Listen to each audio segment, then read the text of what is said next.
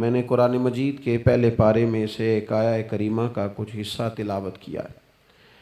اللہ کریم نے ارشاد فرمایا کہ فَكُلَّمَا جَاءَكُمْ رَسُولٌ بِمَا لَا تَهْوَىٰ، فرمایا تو کیا جب تمہارے پاس کوئی رسول وہ چیز لے کے آ جاتے ہیں جو تمہارے نفس کی خواہش نہیں، پیغمبر ایسی چیز تمہارے پاس لے آئے جن کو تمہاری خواہش، تمہارا نفس قبول نہیں کرتا، لا تہوی انفسکم مستکبرتم، جن کو تمہارا نفس قبول نہیں کرتا تو پھر تم تکبر کرتے ہو، تمہارے نفس پر وہ چیز گراں گزرتی ہے، تمہاری خواہش کے وہ چیز خلاف ہوتی ہے، تمہاری مرضی کے مخالف ہوتی ہے، پھر وہ تم اس سے تکبر کرتے ہو، فَفَرِيقًا كَذَّبْتُمْ، تو ایک گروہ ان میں سے انبیاء کو جھٹلاتا ہے معاذ اللہ، ایک گروہ کیا کرتا ہے؟ نبیوں کو جھٹلاتا ہے، نبیوں کو، اور دوسرا اس سے بھی آگے بڑھ جاتا ہے وَفَرِيقًا تَقْتُلُونَ، اور ایک گروہ ان کو شہید کر دیتا ہے۔ انبیاء کرام علیہم السلام کی جو تعلیمات ہوتی ہیں وہ کامل، اکمل اور مکمل ہوتی ہیں۔ انبیاء کرام علیہم السلام معصوم ہوتے ہیں۔ نبیوں میں معاذ اللہ نہ ظاہری طور پر کوئی نقص ہوتا ہے نہ باطنی طور پر نقص ہوتا ہے۔ اللہ تعالیٰ انبیاء کرام علیہم السلام کو بڑے قبیلوں میں پیدا فرماتا ہے، ان قبیلوں میں جو اس دور کے اندر لوگوں میں بڑی قدر کی نگاہ سے دیکھے جاتے ہیں ان میں نبی آتے ہیں۔ انبیاء کرام کو اللہ تعالیٰ حسن و جمال دیتا ہے، قد و قامت دیتا ہے، ان کو اللہ تعالیٰ پر وجیح چہرے دیتا ہے، کامل تعلیمات دیتا ہے۔ اور سب سے بڑی بات یہ ہے کہ انبیاء معصوم ہوتے ہیں، ان کے اندر کوئی نفسانی خواہش ہی نہیں ہوتی، نبی کوئی خطا کرتے ہی نہیں، کامل مکمل اکمل تعلیم نبی لے کے آتے ہیں۔ لیکن اللہ کا قرآن کہتا ہے کہ جب وہ چیزیں تمہاری نفس کی خواہش کے خلاف ہوتی ہیں، چیزیں بالکل مکمل ہیں، کامل ہیں، اکمل ہیں، نبی معصوم ہیں، عام آدمی اگر کوئی بات کرتا ہے تو اس کی بات میں نقص رہ جاتا ہے، کمزوری رہ جاتی ہے، کسی دانشور سے، کسی شاعر سے، کسی ادیب سے، کسی آپ جس نے اپنی دانش بینش کے حساب سے کوئی بات کی ہے، آپ اگر اس سے کوئی تربیت لیتے ہیں تو اس کی بات میں کمزوری رہ جائے گی، عام آدمی ہے۔ انبیاء کرام علیہم السلام کی تعلیمات جو ہوتی ہیں وہ ذاتی نہیں ہوتی، وہ وحی الہی کے ساتھ ہوتی ہیں، ان میں کمزوری کوئی نہیں ہوتی، نقص کوئی نہیں ہوتا۔ انبیاء کرام علیہم السلام خوبصورت ہوتے ہیں، نورانی ہوتے ہیں، یعنی کسی بندے نے معاذ اللہ ان سے کوئی ایسی چیز نہیں دیکھی ہوتی جس سے کہ قباحت پیدا ہو، نقص پیدا ہو۔ انسان دور ہٹے، انہیں اللہ تعالیٰ ظاہری، باطنی، معنوی حسن دے کے دنیا میں بھیجتا ہے، کیوں نہیں لوگ مانتے؟ 950 سال حضرت نوح علیہ السلام نے تبلیغ فرمائی، اور میرے بھائی 1.5 دن میں بندہ تھک جاتا ہے، اکتا جاتا ہے، ہف جاتا ہے، عام آدمی کی بات کر رہا ہوں۔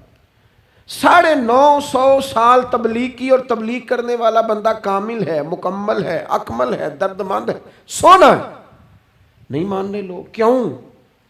قرآن کہتا ہے اس کی وجہ یہ ہے کہ چیزیں وہ ہیں جو ان کے نفس کی خواہش کے خلاف ہیں، جو یہ ان کے نفس کی اور باطنی جو خواہشات ہیں ان کے مخالف ہیں، نہیں مانتے۔ حضرت موسیٰ کلیم علیہ السلام بنی اسرائیل کو نجات دینے کے لیے آئے تھے، راحت دینے کے لیے تشریف لائے تھے، لیکن آپ ان کے مطالبات دیکھیں کس قدر تکلیف دی۔ کبھی کہتے تھے نہیں مانتے جب تک اللہ کو اعلانیہ نہ دیکھ لیں، کبھی وہ کوئی مطالبہ لے کے آ جاتے، کبھی وہ پانی کا مطالبہ کرتے اور کہتے 12 چشمے الگ الگ چاہیے، کبھی وہ من و سلوہ کا مطالبہ کرتے، کبھی کہتے من و سلوہ تو آتا ہے پر ایک جیسا کھانا ہے، ہمیں تو الگ الگ چاہیے، وہ اجناس چاہیے جو زمین سے اگنی ہے۔ حضرت موسیٰ خوبصورت تھے، نورانی تھے، پر وجیح تھے، اور کمال یہ ہے کہ رب کے اتنے پیارے ہیں جن سے رب کلام فرماتا ہے، لیکن قوم ہے کہ تسلیم کرنے کو تیار نہیں، ماننے کو تیار نہیں۔ فقط اتنی بات ہے کہ وہ تعلیمات وہ ہیں جو ان کے نفس کی خواہش کے خلاف ہیں، اور ذرا سا انہیں موقع ملا، حضرت موسیٰ علیہ السلام 40 دنوں کے لیے کوہ طور پہ تشریف لے گئے تو پیچھے سے ایک بچڑے کی پوجا شروع کر دی۔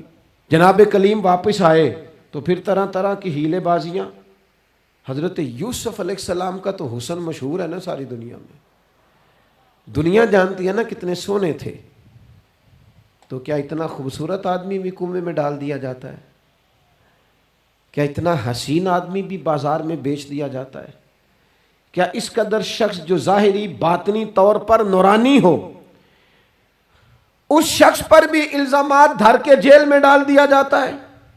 مخلوق تو فنکار ہے اس درجہ کے پل بھر میں سنگے در کعبہ سے بھی اصنام تراشے، اور تم کون ہو کیا چیز ہے داغے کبابی، لوگوں نے تو مریم پہ بھی الزام تراشے، حضرت مریم سلام اللہ علیہ پر بھی، اور جناب عیسیٰ جن کو اللہ نے کھلے معجزات دیے، کوئی ضرورت تھی کسی اور چیز کی؟ جو بچہ پنگوڑے میں ہی کہہ رہا ہے انی عبداللہ، میں اللہ کا بندہ ہوں، کھلے معجزات اور وہ بھی پنگوڑے میں۔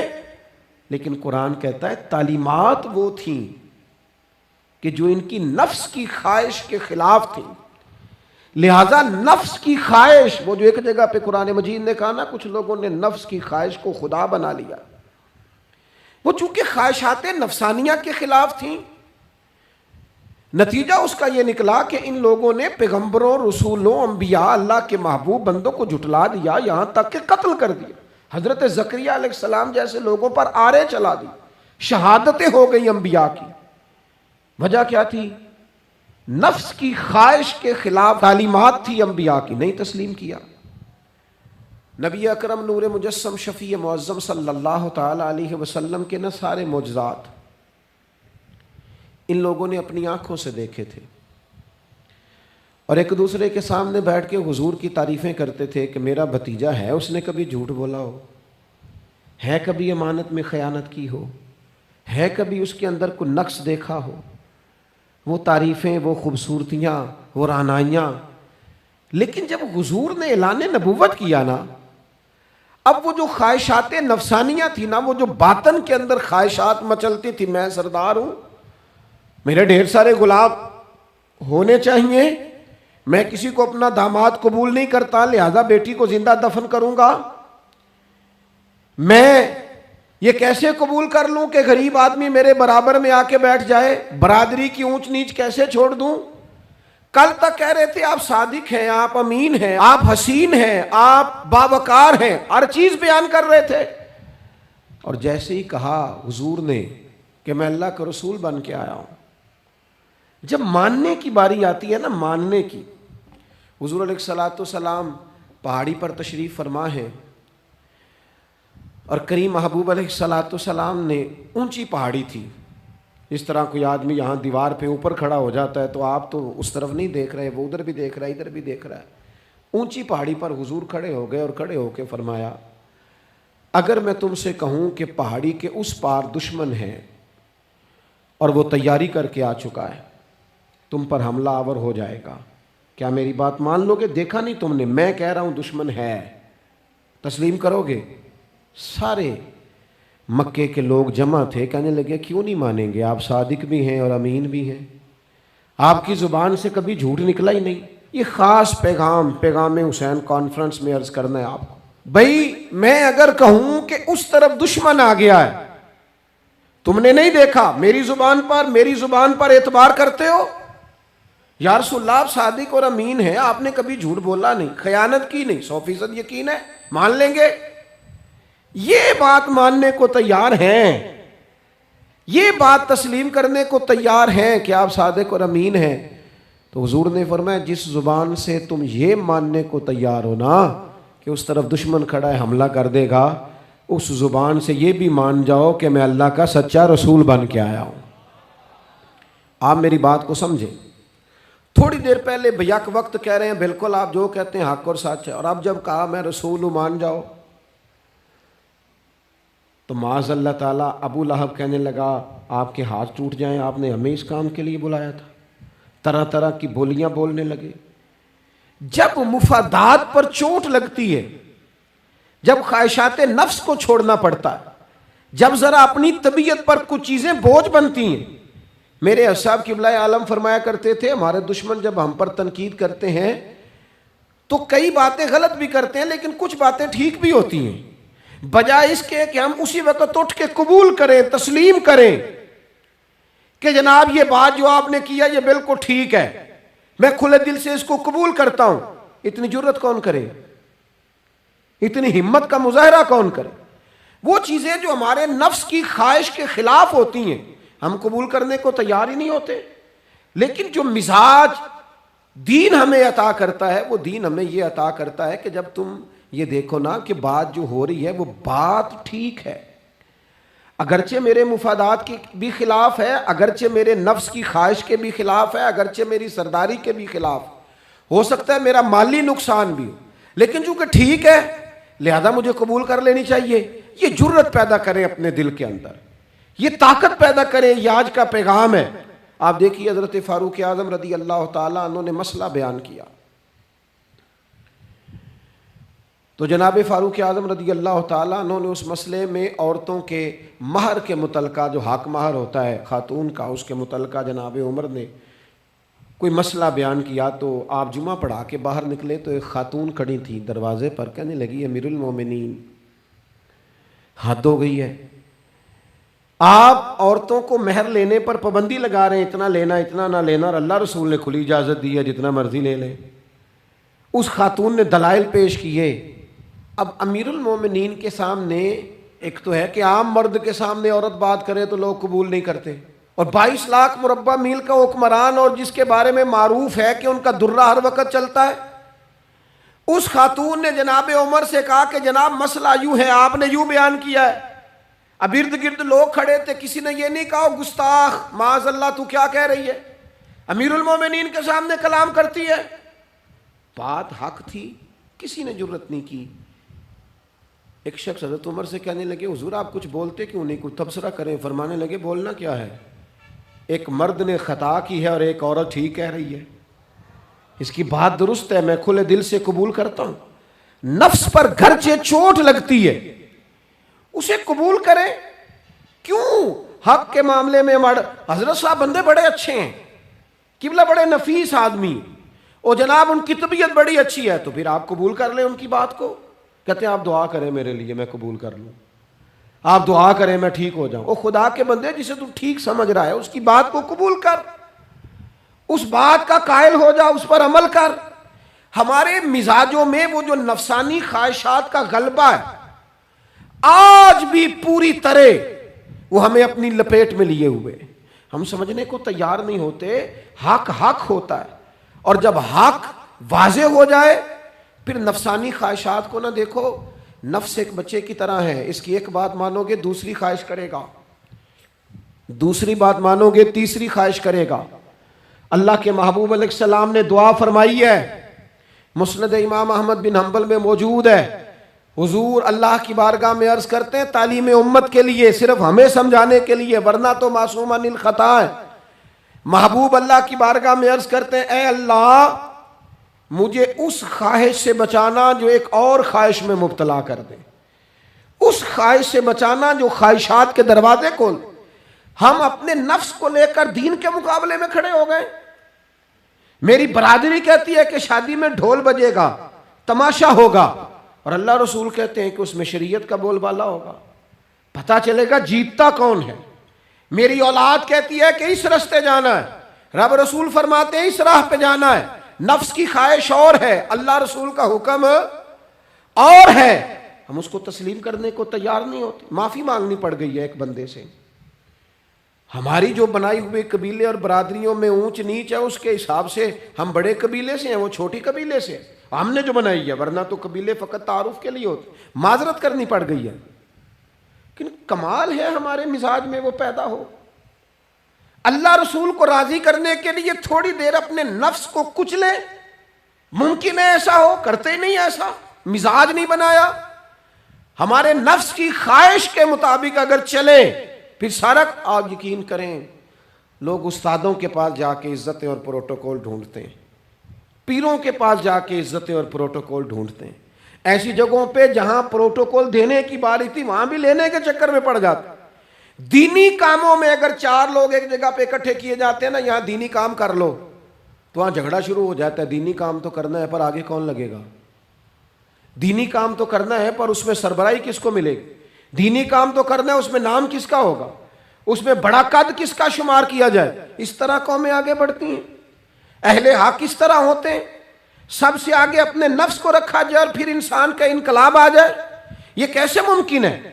حضرت ابو ذر غفاری، میں قربان اس شخص پر، سیدنا ابو ذر غفاری، اس امت کے درویش فقیر، ایسا شخص جس کے بارے میں محبوب نے فرمایا زمین کے اوپر اور آسمان کے نیچے میرے ابو ذر سے سچا بندہ کوئی نہیں۔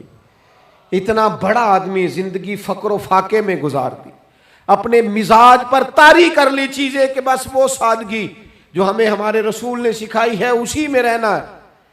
حضرت ابو ذر غفاری گفتگو ہو رہی تھی، بات چیت ہو رہی تھی، جناب بلال حبشی رضی اللہ تعالیٰ عنہ کے ساتھ محو کلام تھے۔ حضرت بلال نے اپنے آپ کو سمجھا لیا تھا کہ میں دروازہ رسول کا گدا ہوں۔ کچھ لوگ نا غلام بے دام ہوتے ہیں، بے دام۔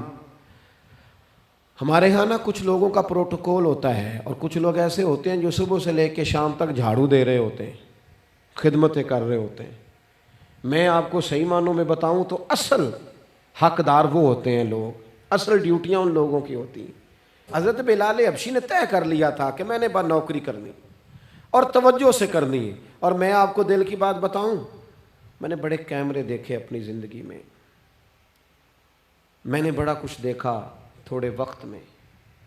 میں آپ سے عرض کروں، وہ بڑی مزیدار زندگی ہوتی ہے جس میں انسان تھوڑا پیچھے بیٹھا ہوا ہوتا ہے، جس میں نا بہت سارے کام ہیں۔ میں تھوڑے دن پہلے ایک جگہ جماعت کرانے کے لیے کھڑا ہوا، ایک صاحب نے جماعت کی ویڈیو بنانی شروع کر دی، بعد میں مجھے دوست بتانے لگے، او خدا کے بندے، عبادت، تقریر میں کبھی رونا آ جاتا تھا، دعا میں رونا آ جاتا تھا، میں نے ضبط کرنا شروع کر دیا، چھوڑ دیا۔ لوگ آنسو بیچنے لگ جاتے، پیر صاحب رو پڑے۔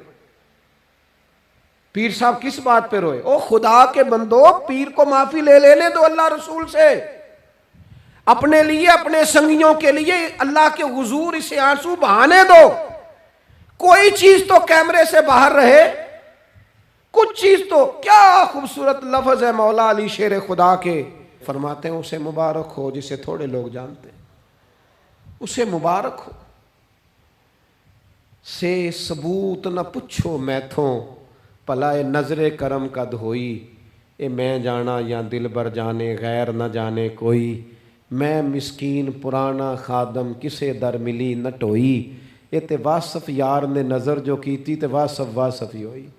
یہ تو اس کا فیصلہ ہے، ہمارے لیے مقام شکر ہے، ہر مقام پر شکر گزار ہیں، عاجزی کرتے ہیں، لیکن جو معاشرے کا ماحول بن گیا، یعنی ایک بندے سے بھی آپ بغیر کیمرے کے ملاقات ہی نہیں کر سکتے۔ وہ زیارت کرنے آتا ہے اور وہ ساتھ کہتا ہے 30 سیکنڈ کا میں نے کلپ بھی بنانا ہے، وہ تو زیارت ہو گئی، بس ختم ہو گئی بات۔ یہ کون سی زیارت ہے جو تم نے قید بھی کرنی ہے ساتھ؟ خدا کا خوف کریں، کیا کس طرف ہم جا رہے ہیں؟ بہرحال عام دام برسر مطلب، حضرت بلال حبشی نے طے کر لیا تھا اپنی زندگی میں سادگی، پیچھے پیچھے رہنا ہے۔ وہ شہرت سے بچنے والا پیچھے پیچھے رہتا ہے، اور میرا جی چاہتا ہے ساری غزلیں اس ظالم کے نام کریں۔ کچھ لوگ طے کر لیتے ہیں میں نے پیچھے پیچھے رہنا ہے، ان کے اعلان کیے جاتے ہیں، بلایا جاتا ہے، پھر بھی پیچھے نکل جاتے ہیں۔ جو عرض کرنا چاہتا ہوں، حضرت سیدنا بلال حبشی نے طے کر لیا تھا۔ ایک دن کسی بات میں نا ہو جاتا ہے رائے کا اختلاف، رائے کے اختلاف کو کبھی مخالفت نہ بنائیں، اپنوں سے اختلاف ہو تو اختلاف رائے رکھیں، رائے دیں، حکم کبھی نہ دیں۔ ہمارے یہاں لوگ حکم دیتے ہیں، رائے نہیں دیتے، بعد میں ادھر ادھر بیٹھ کے شکوے کرتے ہیں، دسو جی میری منی نہیں، وہ بھی تیرے سے مشورہ لیا تھا، قبول بھی ہو سکتا ہے، رد بھی ہو سکتا ہے، ختم ہو گئی بات۔ کسی بات میں جناب ابو ذر غفاری کا اور حضرت بلال حبشی کا رائے کا اختلاف ہو گیا۔ اب حضرت بلال حبشی غلام ہے، جناب ابو ذر بڑے قبیلے سے، تو جناب ابو ذر غفاری نے بات کرتے کرتے حضرت بلال کو کہہ دیا، او حبشن کے بیٹے، تھے بھی وہ حبشن کے بیٹے، لیکن حضرت بلال کے دل کو تکلیف ہوئی۔ بعض لوگ کہتے ہیں میں نے سچ ہی بولا ہے، سچ اپنے بارے میں بولنا،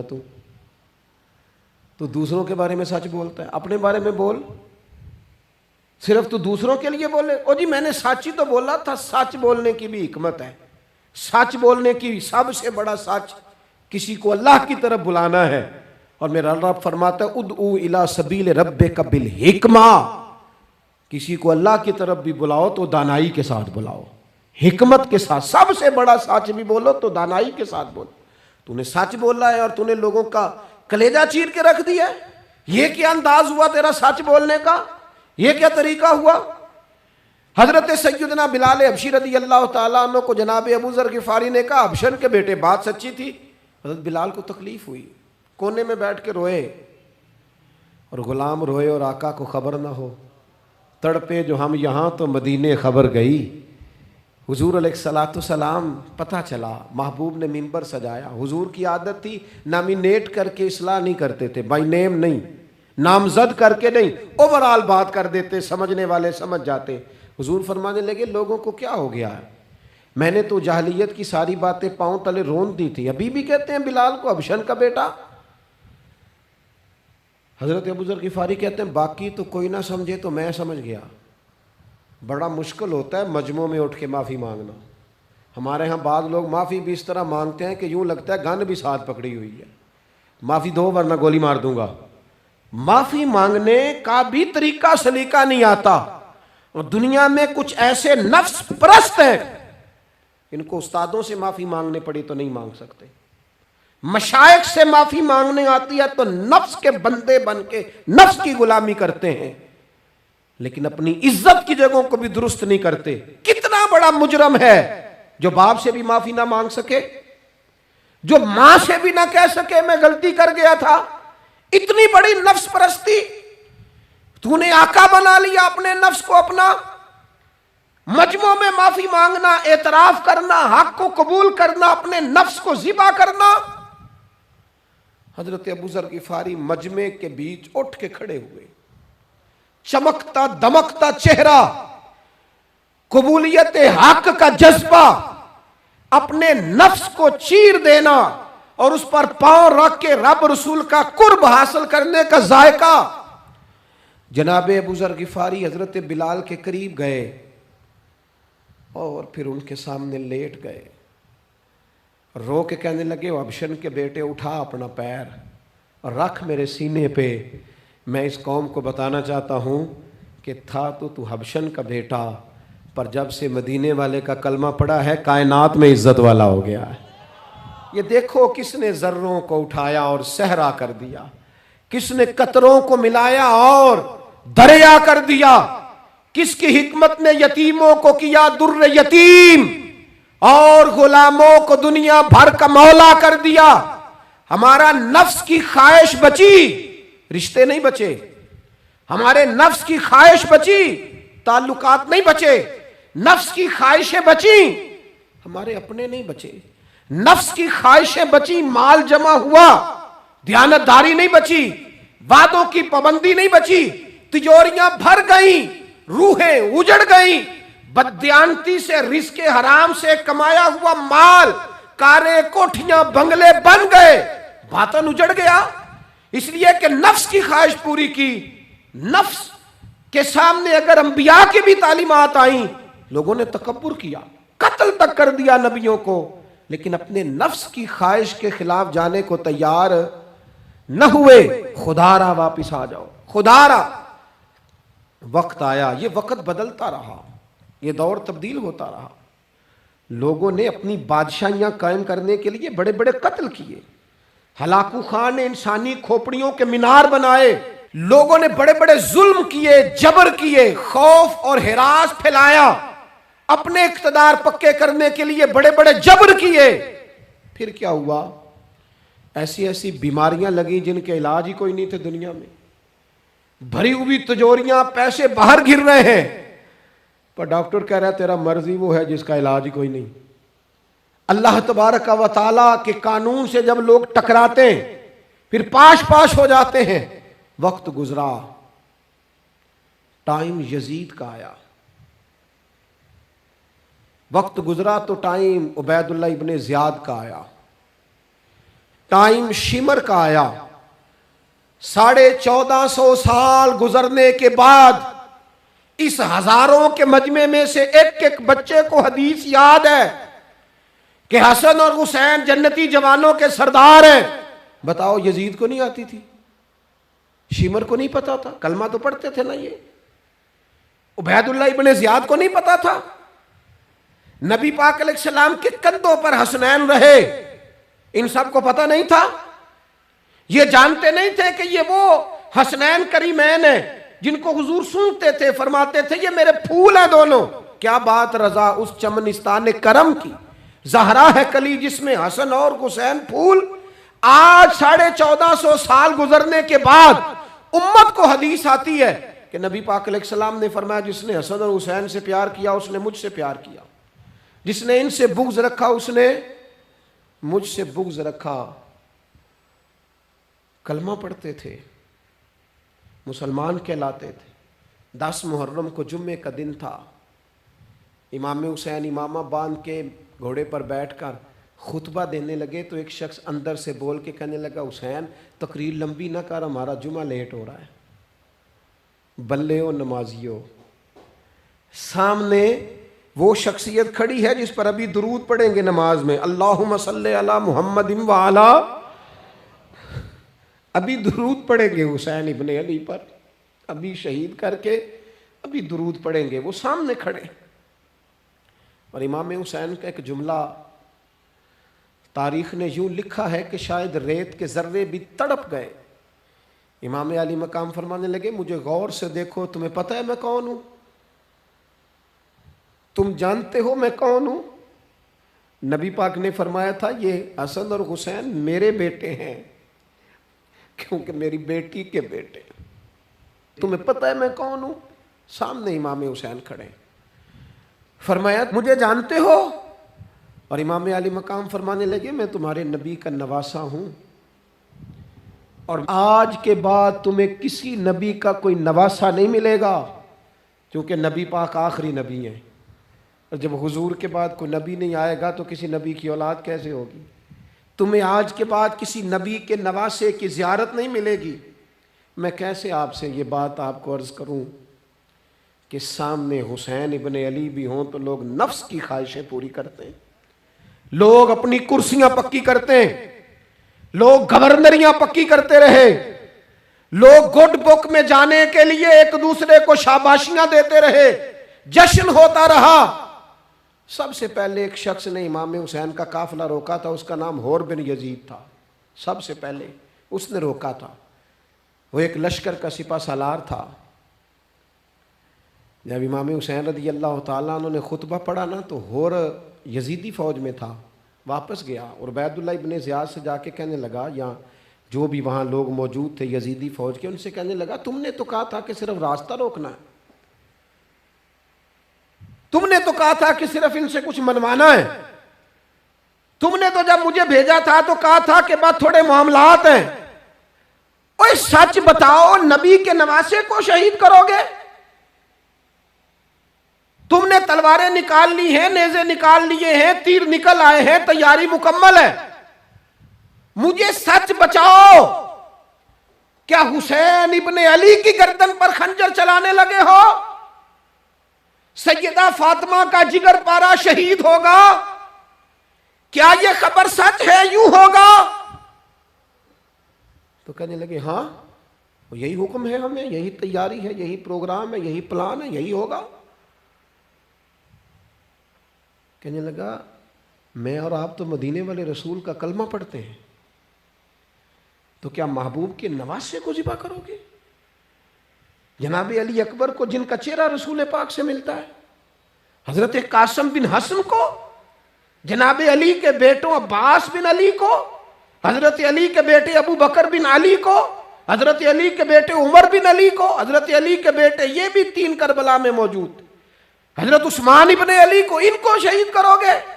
نے کہا ہاں تیاری ہو گئی ہے۔ تو سب کے ضمیر مردہ نہیں ہوتے، ہاں بڑی بڑی سخت جگہوں پہ پھول اگتے ہیں۔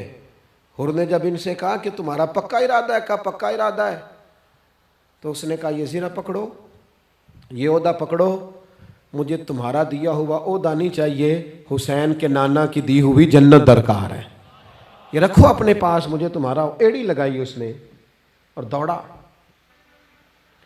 اور امام حسین کے قدموں میں گیا، کہنے لگا حضور میں مجرم ہوں، میں خطا کار ہوں، میں نے سب سے پہلے آپ کو روکا تھا پر مجھے قسم ہے اللہ کی، میں جانتا نہیں تھا ان کا ارادہ کیا ہے. حضور بھول گیا، غلطی کر بیٹھا. یہ اندھے ہوں گے، ان کی آنکھوں میں پٹی بندی ہوگی، اور مجھے تو پتہ ہے نا کہ دنیا کو پھر محمد کا نواسہ نہ ملے گا. مجھے خبر ہے اگر معافی مانگوں تو معاف کر دو گے. پہلا مجرم ہوں، میں نے روکا ہے. اگر آ جاؤں تو قبول کر لو گے. یہ ظرف، یہ حوصلے، یہ توانائیاں اگر ہیں تو سیدہ فاطمہ کے دودھ میں ہیں، یہ شیر خدا کی تربیت میں ہیں، یہ محبوب نے جو ان کی زبانوں کو چوسا تو اس کرم میں ہے. حضرت امام حسین نے اٹھ کے سینہ یوں چوڑا کیا، ہاتھ پھیلائے، فرمایا آجا، لگ جانا میرے سینے کے ساتھ، تو آ جانا، تو نے دیر کی، ہم تو پہلے سے منتظر تھے، تو آ جا، تیری ساری معاف ہیں. ہور کے مقدر جاگے. امام علی مقام کے لشکر میں شامل ہوا. بعض نے لکھا ہے جو لوگ ابتدا میں شہید ہوئے امام حسین کی طرف سے، ان میں ہور شامل. خدا را کچھ خواہشات، کچھ نفسانی باتیں چھوڑ دو. سارا دن اپنے آپ کو ہی منواتے رہنا. اپنی ضد کے سامنے لوگ بڑے بڑے ادارے تباہ کر دیتے، بڑی بڑی جماعتیں تباہ ہو گئیں، بڑے بڑے آستانے خیر کے ٹوٹ گئے، لیکن ہماری انا، ہماری ضد، ہمارا تکبر، ہماری اپنے لیے خواہشات یہ ختم نہ ہو سکیں. امام حسین رضی اللہ تعالیٰ عنہ کو جن لوگوں نے شہید کیا، انہیں حضور کا خون نظر نہیں آیا، نفس کی خواہشیں نظر آئیں، جائیدادیں نظر آئیں. لیکن پتہ ہے کمال کیا ہے؟ ہمیشہ جو لوگ حق قبول کرتے ہیں نا، اللہ تعالیٰ انہیں یہ عزت عطا کرتا ہے. دو چار باتیں میری ضرور لے کے جانا. یہی لنگر ہے آج پیغام حسین کانفرنس کا. دیکھو آپ کے والد آپ کو جو سمجھاتے ہیں وہ ٹھیک ہے، یا جو آپ کہہ رہے ہیں وہ ٹھیک ہے؟ غور کرو. آپ کے اساتذہ اور مشائخ جو آپ کو کہتے ہیں وہ ٹھیک ہے، یا جو ضد آپ نے لگا لیا وہ ٹھیک ہے؟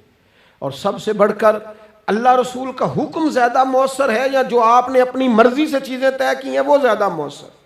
اپنی نفسانی خواہشات کو تھوڑی دیر کے لیے کنٹرول کرو، اپنے آپ پر تھوڑی دیر کے لیے پابندی لگاؤ، ایک ایک کر کے اپنی خواہشات کو کچلو. زندگی کے اندر کچھ ایسی چیزیں پیدا کرو جس سے روح تازہ رہے، دل تازہ رہے، طبیعت تازہ رہے، دین بچا رہے. جتنی طلاقیں ہوتی ہیں نا معاشرے میں، ہم سے اگر دن میں 100 لوگ مسئلہ پوچھتے ہیں تو 95 طلاق والے ہوتے ہیں، سوائے اس کے کہ نہ میاں ہارنے کو تیار تھا، نہ بیوی ہارنے کو تیار تھی، بالآخر رشتہ ہی ہارا. دونوں کے ہوتے ہوئے بچے یتیموں جیسی زندگی گزارنے لگے. تھوڑی دیر کے لیے لوگ چپ نہیں کیے، سارا کچھ ختم کر لیا. اپنی مزاج کے اندر، اپنی طبیعت کے اندر تحمل پیدا کرو، بردباری. میں ایک دفعہ بہت پریشان تھا، حالات کچھ عجیب رخ اختیار کر گئے، بہت پریشان تھا. تو میں ایک بزرگ کی خدمت میں حاضر ہوا، میں نے کہا دعا فرمائیے گا. تو مجھے کہنے لگے سیدہ زینب کی سیرت پڑھو. تو میں نے پہلے دن آ کے کتاب کھولی نا، تو دربار دمشق میں جو جناب زینب نے کلام فرمایا نا، انسان ٹوٹ جاتا ہے. لیکن انسان حق پہ ہو کہ اگر گلا بھی کٹا لینا تو اس کا مزاج طاقتور رہتا ہے، روح طاقتور رہتی، اسے محسوس ہوتا ہے کہ میں کمزور نہیں پڑا. یزید نے جب کوئی بات کی نا دمشق کے دربار میں، تو حضرت زینب پیچھے بیٹھی تھی پردے کے لوگوں کے درمیان. اس نے جب کوئی بات کی تو جناب زینب وہاں سے اٹھ کے، ہماری خواتین ہر بات پہ روتی ہیں، دکھ ہیں کہ ختم ہی نہیں ہوتے. جناب زینب پیچھے سے اٹھیں پردے کے پیچھے سے، اور جب اپنی گرجدار آواز میں انہوں نے گفتگو شروع کی تو وہاں ایک نابینا بزرگ بیٹھے تھے جو مولا علی شیر خدا کی بارگاہ میں حاضری دیا کرتے تھے. جب سیدہ زینب نے خطبہ شروع کیا نا تو وہ بزرگ چونک گئے، اور وہ نابینا تھے تو ساتھ والے آدمی کا گھٹنا ہلا کے کہنے لگے علی آ گئے دربار میں. علی کی آواز ہے، علی بول رہے ہیں دربار دمشق میں. وہ زینب کا خطاب منبر پہ علی بول رہے ہوں جیسے. علی آ گئے، وہ گرج آواز میں، وہ تنتنا، وہ دبدبا، وہ وفاداری، وہ ان کی بات میں صداقت، کانپ گئی ہر چیز دربار کی۔ اور امام زین العابدین بیمار بھی تھے، مسافر بھی تھے، پریشان بھی تھے، لیکن جب یزید سے انہوں نے کہا نا مجھے خطبہ دینے دے، تو چند منٹ گفتگو کی امام زین العابدین نے، تو کہنے لگا اذان پڑھو جماعت کرائیں، اس لیے کہ ان کی باتوں میں وہ حق ہوتا ہے۔ میں دیکھتا ہوں ہماری سب کی اپنی اپنی خواہشیں ہیں، اپنے اپنے رویے ہیں، اپنا اپنا مزاج ہے۔ اگر لوگوں کو کسی جگہ بھی ملک کی ملی اور دینی پروگرام کے لیے جمع ہونے کو کہا جائے، ہم تیار نہیں۔ کیا کیا جاتا ہے ہمارے ساتھ؟ ہمارے ضمیر اس لیے خریدے جاتے ہیں کہ ہم خواہشات کے بندے ہیں۔ الگ الگ کر کے کسی کو کہا جاتا ہے تیرا کاروبار چمک جائے گا، کسی کو کہا جاتا ہے تیرا وہ نظام ٹھیک ہو جائے گا، الگ الگ کر کے لوگوں کو خرید لیا جاتا ہے۔ لیکن اگر خواہشات تھوڑی ہوں، اللہ کی رضا پر چلنے کا جذبہ زیادہ ہو، تو میرے عزیز زندگی آسان ہو جائے گی۔ میں تو امام علی مقام رضی اللہ تعالیٰ عنہ اور یزید کے معاملے میں ایک ہی بات سمجھا ہوں، سب کو پتہ تھا یہ حسین ابن علی، سب کو پتہ تھا حق ان کے ساتھ ہے، سب جانتے تھے ان سے زیادہ عظمت کسی کی نہیں، لیکن اپنے نفس کی خواہشوں پر کنٹرول نہیں کر سکے۔ پوری امت کا اس وقت مسئلہ ضروریات کا نہیں، خواہشات کا ہے۔ 2 قدم پیچھے ہٹیں خواہشوں کے لیے، 4 قدم آگے بڑھیں دین کے لیے۔ 2 قدم پیچھے ہٹیں اپنی خواہشات کو چھوڑیں، 4 قدم آگے بڑھیں ملک کے لیے، ملت کے لیے۔ 2 قدم پیچھے ہٹیں اپنی خواہشات کو چھوڑیں، 4 قدم آگے بڑھیں نظریے کے لیے اور فکر کے لیے اور امام حسین کے پیغام کے لیے۔ آج میں آپ سے گزارش کروں گا، اگر انا بچاؤ گے تو روحانیت نہیں بچے گی، اگر نام بناؤ گے تو کام نہیں ہوگا۔ فاضل بریلوی نے کہا تھا بے نشانوں کا نشان مٹتا نہیں، ہمارا تو مٹتے مٹتے بھی نام ہو ہی جائے گا۔ اپنی زندگی سے نفسانی خواہشات کو نکال دو، ورنہ یہ بڑے بڑے فضیلت معاب لوگوں کے سامنے بھی کھڑی ہو جاتی ہے، بے ادب کرتی ہے، بندے کو یہ گستاخ بناتی ہے معاذ اللہ۔ بڑی جگہ انسان زیادتیوں پہ، آج بھی کچھ لوگ کہتے ہیں فلاں آدمی اتنا نیک ہے تو پھر فلاں بندہ مخالفت کیوں کرتا ہے؟ میں نے کہا جو نبیوں کی مخالفت سے باز نہیں آئے، جو صحابہ کی مخالفت سے باز نہیں آئے، اہل بیت کی مخالفت، جو حسین ابن علی کے سامنے کھڑے ہو گئے، نیک آدمی کس کھاتے میں؟ اللہ کا قرآن کہتا ہے یجاہدون فی سبیل اللہ ولا یخافون لومۃ لائم ذالک فضل اللہ یؤتیہ من یشاء۔ کچھ لوگ اللہ کے راستے میں جہاد کرتے ہیں تو لوگ ان کی ملامت بھی کرتے ہیں، انہیں برا بھی کہتے ہیں، پر وہ کسی کی پرواہ نہیں کرتے۔ یہ ان پر اللہ کا فضل ہے، اور یہ فضل رب جسے چاہتا ہے اسے عطا کرتا ہے۔ آپ حضرات آج اس محفل سے یہ لنگر لے کے جائیے گا کہ کہیں میری روحانیت کے سامنے میری نفسانی خواہشات تو نہیں کھڑی ہو گئیں۔ تھوڑا سا 2 قدم پیچھے ہٹنا ہے، ہم نے امام علی مقام سے فیض لینا ہے، امام حسین کی عظمتوں کو سلام کرنا ہے۔ سر اٹھا کے جینا چاہتے ہو تو امام حسین کا طریقہ اپنا لو، ان کے رستوں کے مسافر بن جاؤ۔ زندگی وقار کے ساتھ گزرے گی، خودداری کے ساتھ گزرے گی، عزت نفس کے ساتھ گزرے گی۔